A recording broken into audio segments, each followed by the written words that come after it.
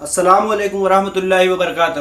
میرے پیارے بھائیوں بہنوں اور دوستوں، واپسی ہو چکی ہے ایک نئے واقعے کے ساتھ۔ انشاءاللہ تعالی آپ لوگ کو یہ واقعہ بھی بہت پسند آئے گا، تو آئیے وقت ضائع کیے بنا ہی شروع کرتے ہیں۔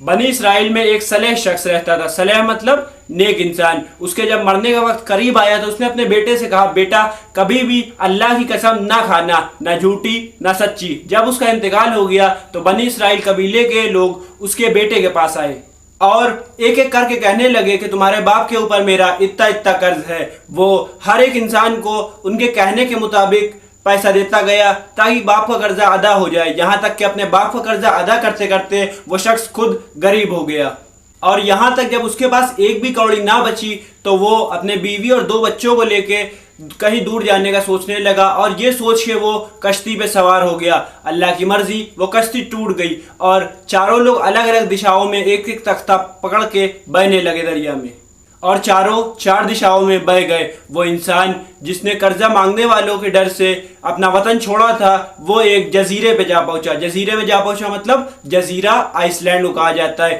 جہاں نہ کوئی آدم تھا اور نہ آدم کی ذات۔ وہ حیران تھا کہ اب میں یہاں پہ کیا کروں گا۔ اتنے میں حتیف سے ایک آواز آئی۔ حتیف سے آواز آئی مطلب حتیف مطلب آس پاس سے کہا جاتا ہے کہ اتنے میں آس پاس سے آواز آئی کہ اے ماں باپ پہ احسان کرنے والے، اللہ پاک چاہتے ہیں کہ تمہیں ایک خزانہ ملے، فلاں فلاں جگہ جاؤ اور وہاں سے خزانہ نکال لو۔ وہ شخص جب وہاں پہ پہنچا تو واقعی اس مقام پہ اسے خزانہ مل گیا۔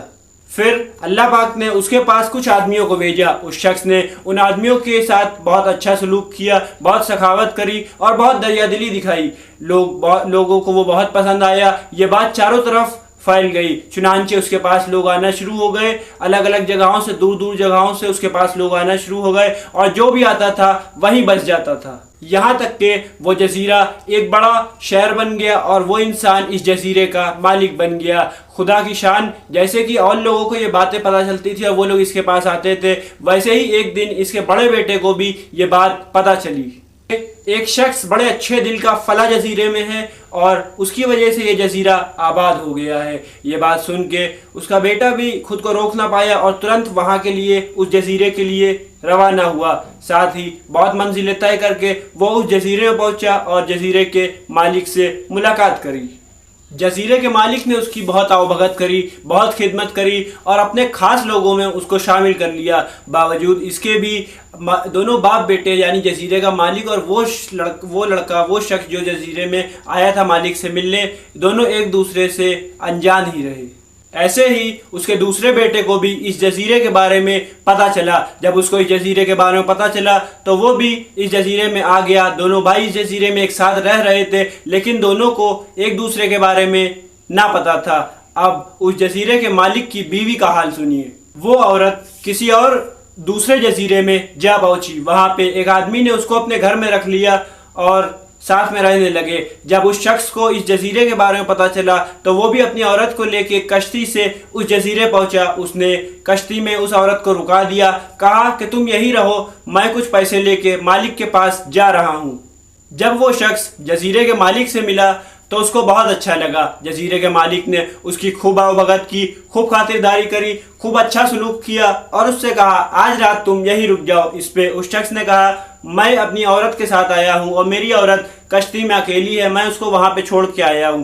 یہ سن کے جزیرے کے مالک نے 2 لڑکوں کو اس کی حفاظت کے لیے بھیج دیا اور کہا کہ جاؤ رات بھر اس کی حفاظت کرنا، یہ آج یہی رکے گا۔ اور یہ 2 لڑکوں آپ لوگ کو بتا دیے، 2 لڑکے وہی لڑکے تھے جو دونوں آپس میں بھائی تھے۔ دونوں وہاں پہ پہنچے اور آپس میں بات کرنے لگے کہ رات بھر ہمیں اس عورت کی حفاظت کرنی ہے، ہمیں اسی لیے یہاں پہ بھیجا گیا ہے۔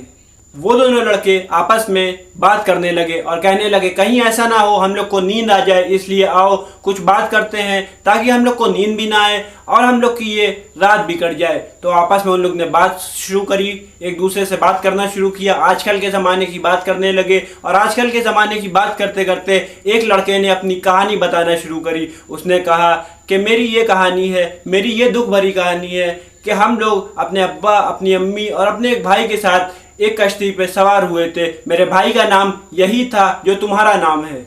خدا کی قدرت وہ کشتی ٹوٹ گئی اور ہم چاروں ایک دوسرے سے الگ الگ ہو گئے، ایک دوسرے سے جدا ہو گئے۔ اب نہ جانے ایک دوسرے کے پاس कब मिलेंगे, कभी मिलेंगे या नहीं मिलेंगे, और ना जाने अब सब लोग कहाँ होंगे।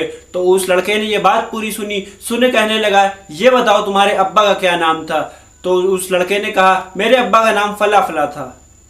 फिर उस दूसरे वाले लड़के ने पूछा, ये बताओ तुम्हारी माँ का क्या नाम था। तो उस लड़के ने कहा, मेरी माँ का ये नाम था। तो वो लड़का दौड़ के उसके पास आया और उसके गले लग गया और कहने लगा, रब्बे काबा की कसम, मैं ही तुम्हारा भाई हूँ। ये बात दोनों की वो औरत जो कश्ती में बैठी थी सुन रही थी, और सुन के वो बहुत दुखी हुई। वो औरत सच में इन दोनों की माँ थी। जब वो शख्स वापस आया कश्ती के पास जो रात में रुका था जजीरे में, तो उसने बहुत गमहीन पाया उस औरत को। वो सोचने लगा, कहीं पहरेदारों की कोई शरारत तो नहीं है।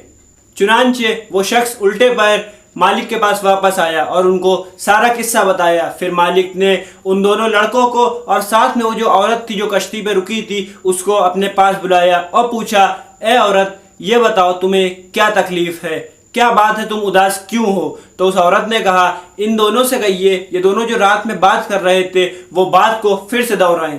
चुनांचे उन दोनों लड़कों को हुक्म दिया गया कि फिर से वही किस्सा सुनाओ। ये पूरा किस्सा उन लोग ने फिर से बयान किया। ये पूरा किस्सा ध्यान से सुनने के बाद जजीरे के मालिक अपने तख्त से खड़े हुए और उन दोनों लड़कों को अपने गले से लगा लिया, अपने सीने से लगा लिया और कहने लगे, खुदा की कसम, तुम दोनों मेरे ही बेटे हो। और वो औरत भी खड़ी हो गई और कहने लगी कि इन दोनों की माँ मैं ही हूँ।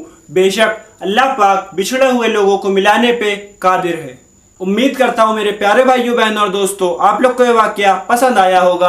अपनी राय कमेंट सेक्शन में देना ना भूलें। इस वाकये से हमें ये सीख मिलती है कि माँ बाप की फरमाबरदारी और माँ बाप के साथ अच्छा सलूक करने का बहुत मीठा फल होता है। माँ बाप की फरमाबरदारी करने वाली औलादें अपनी दीन और दुनिया दोनों संभाल लेती है। साथ में हमें ये भी पता चला कि मुसीबत के बाद राहत का वक्त हासिल होता है और मुसीबत के वक्त सब्र करने वालों का बहुत बड़ा अजर होता है। इस वाक़े से हमें यह भी मालूम हुआ कि अल्लाह पाक बड़ी हिकमतों का और कुदरतों का मालिक है।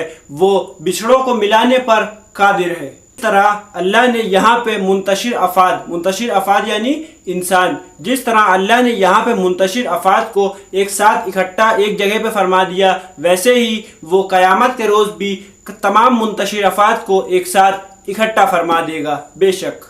बहुत जल्द मिलते हैं एक दूसरी वीडियो में नए और सच्चे वाक़ये के साथ। तब तक मुझे इजाज़त दें। अपने भाई को दुआओं में याद रखें। अल्लाह हाफिज़। अपना ख्याल रखें। अस्सलामु अलैकुम वरहमतुल्लाहि वबरकातुहू।